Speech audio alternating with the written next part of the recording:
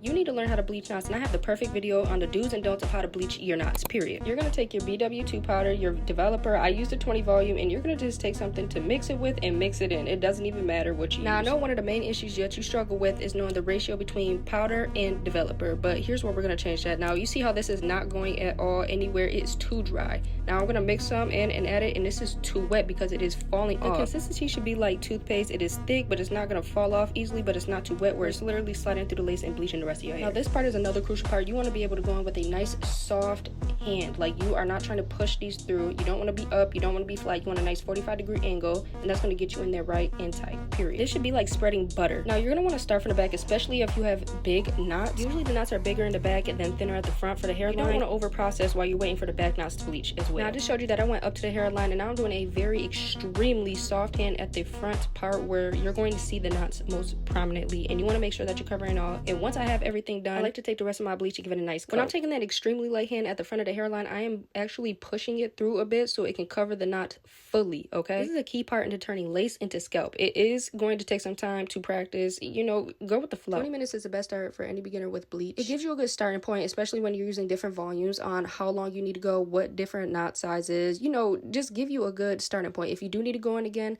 that's perfectly fine. Now, you want to take hot water and make sure all that bleach is out, and then I like to take my blue shampoo and I will spread that all over the knots. Now, I did do half of this side. This is really to show you the difference between tone and not tone. That blue shampoo is going to cancel out all that brassy orange, and on this particular wig, I did leave it in for 5 minutes because I did want the roots to be kind of a lighter effect, but you would kind of watch it. I would recommend 10 minutes. You always want to rinse it off and check in where you're at because you can always add more, but you cannot take off. If you leave it on too long, it'll start to turn it like purple, blue, you know, you do not want that. This is the final result. I will be doing the plucking video next, so stay tuned. Bye.